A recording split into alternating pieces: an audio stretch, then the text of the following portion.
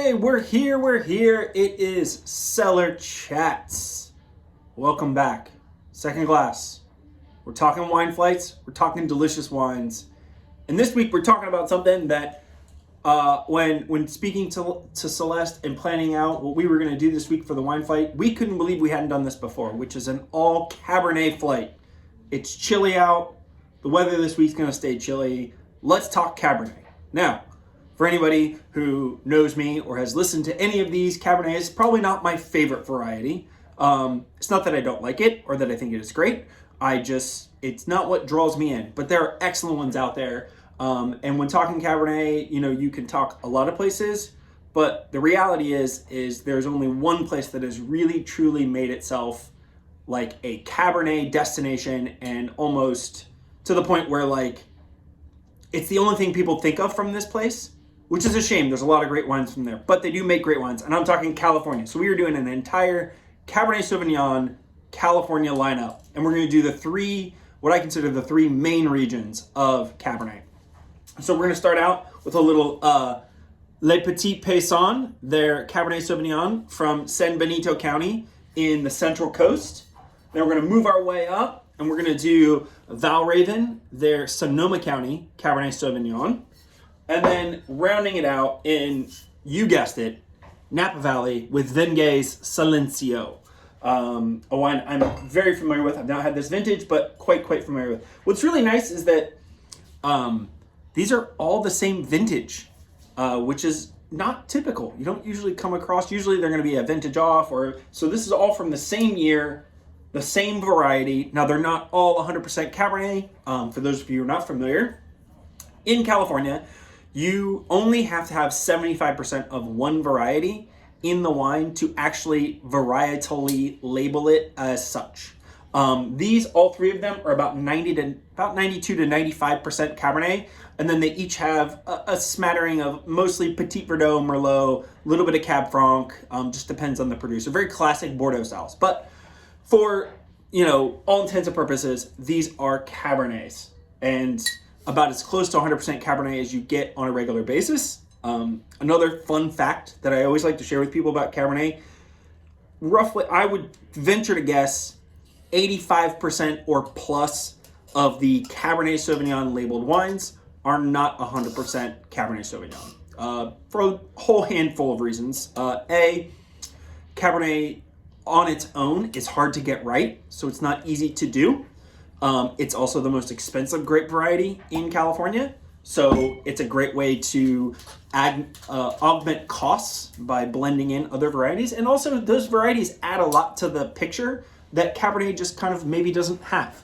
It can help soften tannins. It can intensify fruit. I think of it, again, this is a little cliche. It's overused, but rings true no matter how many times you do it. Those other varieties kind of work like how salt works in cooking.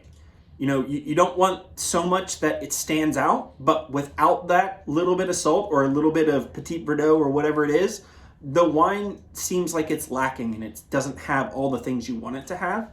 So, and sometimes Cabernet can be like that. A lot of grapes are like that. That's why blends exist. Anyways, I'm off topic. Let's talk Cabernet. And this week, I think I want to focus more on kind of like the distinct styles or, characteristics that you can look for from like what I listed as like the main Cabernet regions of California, the Central Coast, Sonoma, and Napa, of course. So, starting out, Le Petit Peson. This was, founded, owned by Ian Brand, winemaker of the year a few years back for San Francisco Chronicle. He is the definition of, there it goes again, I didn't turn off the fan, but that's okay. You know what? I think we can handle it. Everyone's going to be just fine. He bootstrapped his entire, operation and has worked from the ground up, putting his heart, sweat, blood, and tears into this project. And over time, it has paid off, which is fantastic. He has his Ian Brand label. He does the Le Petit Peson, which is his little farmer bistro bottlings meant to be everyday drinking. And then he does La Marea, which is his Spanish-inspired coastal wines. But at Peson, he makes some whites, he makes some reds. The Cabernet Sauvignon is a standout. I think the wine's exceptional for the price. And it does what Central Coast, to me, is really known about. And Central Coast California Cabernets, and primarily what we're talking about is, San Benito. It's just south of Monterey, Santa Cruz, southeast, for those of us who can look at a map. I'm looking at my visual mental map. The winery that really put this area on the map was Ridge Winery with their very famous Montebello. Now that is in the Santa Cruz Mountains, a little further west, closer to the ocean, higher elevation. But there is a characteristic of Central Coast that I really love, which is, there's a kind of sense of elegance and gracefulness to the wines that, and as we talk about the other wines, they're going to have their own, for me personally, this could be argued, somebody else is going to get different characteristics, what really makes them stand out as opposed to drinking Cabernet from another area. But Central Coast, there's an elegance and there's a grace and a liveliness to the wines that I don't think you see like in Napa Valley or in Sonoma. And it still rings very true to Cabernet Sauvignon. It's got some spice, it's dark plums, it's blackberries. I should also say, all of these wines are made not all that dissimilar. The Petit Peson definitely has the most neutral oak. I think there's maybe a very small percentage of new oak or maybe once used barrels. The Val Raven, which will be our second one, is Sonoma, has about, I think it's like 1/3. Yeah, 1/3 new. And then the Vengay is just a little bit more, and it brings in around 65% new. So a little over half new oak on that. So, and you're going to taste it on the palate. The richness is there. All the things are there. And a lot of that there's a reason why it works and why it doesn't work. And I'm going to touch on that a little more. But let's talk about this one, the Peson.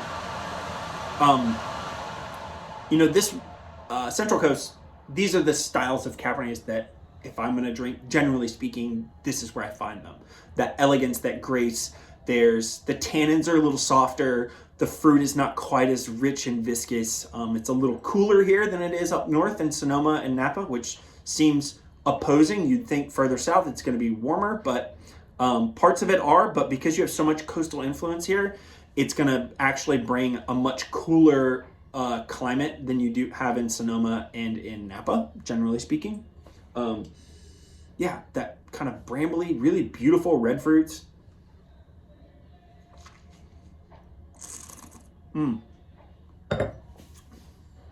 Lots of texture, really nice grippy tannins, but they're not overwhelming. They don't flood my palate, which is, Cabernet is a highly tannic grape. It has tannins in the seeds, it has tannins in the skins, and it can be a very austere wine that needs aging, which brings me to, why a lot of guys use newer oak. Contrary to, it seems contrary, but with Cabernet, the new oak can help soften those tannins. The tannins don't go away, but they seem less intense, which is why you see so much new oak used with Cabernet, because it kind of needs that. The opposing idea is with oak, and again, I'm a little off track, but you'll see why. Another very tannic grape is Nebbiolo, and then when you put it into a new barrel, which is also, barrels have tannins, you would think that it would do what Cabernet does, but it actually, I think, intensifies those tannins. So it's very situational. Some things it works, sometimes it doesn't. With Cabernet, new oak works quite well. It can be there and it doesn't really overwhelm. Not that it doesn't get done that way, but again, I digress. But again, this really tells the story of Central Coast Cabernet. A little more red fruit. You still get the plums and the blackberries. You get that sense of elegance and grace. It's a little lower in alcohol. The fruit isn't quite as lush. I mean, it's certainly there. It's ripe fruit, but it's not, intense, lush, almost macerated fruit, which I think you get a little more further north. And you've got some herbaceous characteristics on the back end that really just kind of round out the wine. So that was Les Petit Peson, their Cabernet from San Benito in the Central Coast. Now we're moving into the Val Raven. These guys are this is their Sonoma County. I'll be honest, I don't know that much about these guys, except for they do a great job. They're well loved, and the wines that I have had from them have been really tasty. So if nothing else, that counts for something, right? So the Cabernet Sauvignon comes from pretty much all Sonoma Valley, which is in Sonoma County. If you look at a map of the Sonoma County wine area, it's massive. It's huge. It really should be several places, and it kind of is, but again, I digress again. This comes quite a bit from like mountain grown fruit and then like valley grown fruit in Sonoma, which is where you're going to get a little more cooler climate. You're going to get plenty of sunshine to ripen the Cabernet grapes. But again, when you jump across the mountain range from Sonoma into Napa, you get a lot more heat spikes, a lot more intensity. The mountains kind of protect a little bit. You get the cooling influence from the Pacific Ocean, but it's a little more protected. Whereas here you get more fog layers, you get a lot of things that kind of keep the heat from being overwhelming, unless it's a fire year and then, there's all bets are off. All right, let me give this guy a smell. So what I'm expecting here, because I've not had this wine, is a little lusher fruit than the Central Coast. I'm expecting a little more spice. I'm expecting, a little more oak influence. It is about 1/3 new. And a little more texture, a little more mouthfeel, and probably some more tannins. Again, we are talking, some of this is mountain grown fruit. Mountain grown fruit, historically with Cabernet in California, has a fair amount of tannin structure.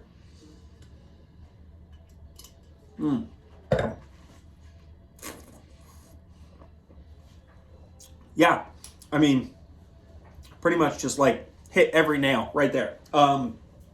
Riper fruits, a little more blackberry, cherry, plum, but in that like lusher, intense, like almost like I'm going to say this and it's going to sound wrong, sweeter fruit. It's not necessarily like candied fruit, but it's sweeter. Whereas like the Peson had a little more tartness to it, this has a little more lushness. Definitely a little more oak influence, but just an exceptionally well-made, very beautiful Sonoma County Cabernet. And, for me, Sonoma County Cabernets, as opposed to, again, Napa or Central Coast, there's an herbaceous, kind of like the Central Coast goes. You get this kind of middle ground of, you get a little more herbs, a little more earth that you get in like Central Coast for me. And then you get a little bit more of that lush, riper fruit character that you get in Napa. So it kind of hits right in the middle, hence why I put it in the middle of the lineup. It's certainly going to, it continues to ring true to Cabernet. It has those cassis, the blackberry, it has a little bit of like spice, a little cocoa powder. It's really beautiful.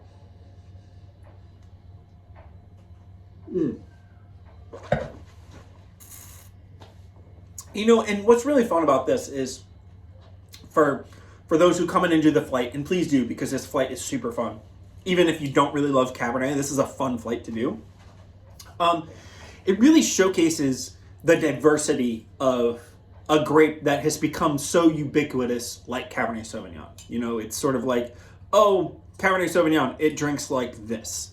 And people just assume they all should drink of a certain way, and that's really not correct. And it also makes for a lot of boring wines. And these are 3 wines that, yes, they have a tail line through them that is Cabernet Sauvignon, but they all have their own little thing that makes them quite different. And situationally, they make more sense in a different situation. And for the drinker, they make more sense. Some people really want that intense, really ripe fruit, more tannins, more of whatever it is that they're looking for. And then some people they like the fruit characteristics, they like the mouthfeel, and they like that there's tannins, but they don't want it to overwhelm them. And there's an option for everybody here, which makes it super fun. Again, first time having the Val Raven, that's delicious. That's a great little wine. I think it does exactly what Sonoma is about. Again, lusher fruit, still a sense of elegance. Not that Napa Cabernets can't be elegant. Please don't misunderstand me there. But, there is a delicacy to it that I think Napa is a little more brooding. Even like the most elegant ones, they're just a little more punch, if you know. But yeah, that was Val Raven. Again, a little shot of the label there. Sonoma County, really lovely. All right, now into Vengay, Kirk Vengay. His namesake winery. Become, very much a rock star of the Napa Valley. He has several projects. I don't know which ones he's still involved with. When I worked in retail at Red Bank Wine, Vengay was a go-to for us. He made great wines. They were consistent, and he made wines in all price points that made it really great to work with. If somebody wanted a $50 bottle of wine, they want a $100 bottle, they wanted a $20 bottle, he probably had his hand in one of them, and they always came out really good. The wines were always top quality. He has a lot of great connections. He works with good fruit. But under his Vengay label, he pretty much focuses on Cabernet Sauvignon. I think he makes 6 or 7 labels or different bottlings. He makes some Zinfandel. I think he made some white wine at some point. Could be wrong. Anyways, the Silencio certainly fell in the entry level, if you will. This is not a cheap wine. I don't have the list in front of me, or I'd tell you what it's going to be here tonight, this week.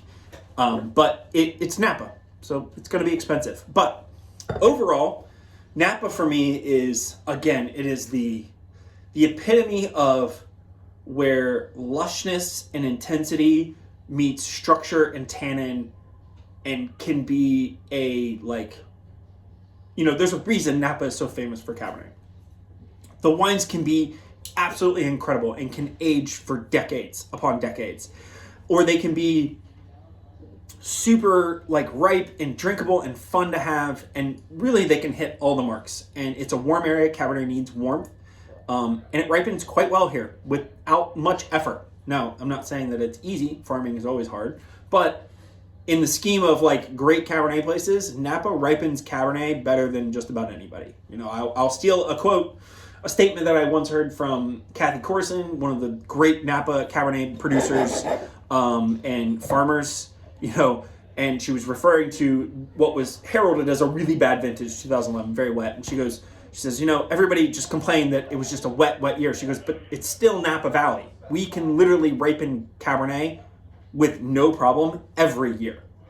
So even if it wasn't considered a great year, we still had what, if you were to transport yourself to the home of Cabernet, Bordeaux, 2011 would have been a good year anywhere else. But in Napa, it was considered not a great year because it was wet. Again, I digress. I'm a little off topic today. So hope you guys enjoy the chatter that I'm getting. I wanted to have a little more fun, just kind of play around with these wines and not focus. I think the story of the producers, everything is really important. But when you're doing a lineup like this, I think it's important to focus on the place and what makes them different from each other and why you would be even interested in trying different places. There's a lot of people that will just go, oh, California Cabernet, oh, Napa or nothing. And I think that's silly. I mean, Napa is great. There's excellent wines there. But to ignore Sonoma or the Central Coast or wherever else the Cabernet might be coming from, even if it's just labeled California, if you can get some details about how it's made and who's doing it and where it's coming from, you are going to find yourself a great value, because Napa is expensive. And to have that Napa label on there, it's expensive. So you're putting yourself into a price point that, isn't always obtainable every day. And I'll stop there. All right, Kirk Vengay definitely has the most new oak. It's going to have the most richness. I do believe, I don't know if it says on the bottle or not, I want to say a lot of this Cabernet comes from Valley Floor, maybe some hillside fruit, but for the most part, I think it's coming from, kind of the Valley Floor, which that translates to the least expensive fruit. It's still Napa, it's still expensive, but great fruit nonetheless. Kirk Vengay is not going to work with, crummy vineyards, so these are all super well farmed, great vineyards. I mean, right off the bat, on the nose, dark plum, that cassis blackberry, kind of, not stewed fruit, but just concentrated fruit.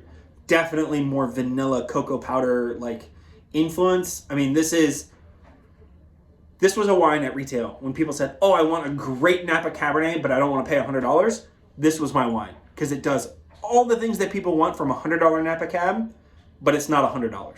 which is at retail, that's what you want. When you take it home a bottle, you can get it for $50 or $60 instead of $100, $120, and you can wow people. This wine hit all the marks, which was excellent.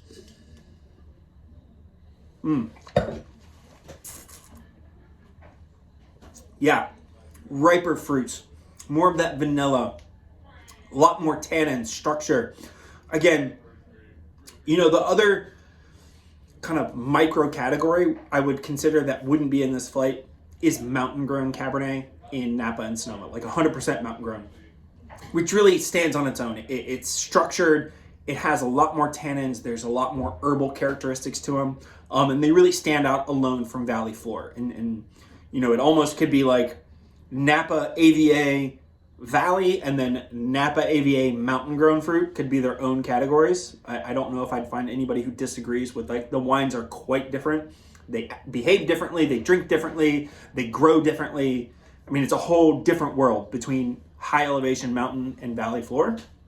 But over encompassing, Napa Cab, lusher fruit, richness, mouth coating feel. This is a wine that is equally going to be delicious with a burger or a steak. You know, I don't know if they're doing the smash burger right now. They were doing it. Killer idea. You know, or the cowboy steak, which is like a massive like T-bone. It's delicious with that, or it's great on its own. Which is the beauty of Napa Cabernet, is that it doesn't need anything. You know, many people will say that that's the problem, is that it doesn't really work with food. And as a person who loves to eat while they're drinking wine, I can see that as a flaw. But, you know, a lot of people like to drink without eating. And this is a wine that does both, which is great. So again, this week it's all California Cabernet. Here's the wrap up. Le Petit Peson from Monterey. You got the Val Raven from Sonoma County, and I should specify Monterey Central Coast. So Sonoma, and then Venge Silencio, their Napa Valley. This is everything anybody wants in Napa Valley and more. Thank you for tuning in. Come try the flights. Be safe. I'll see you next week.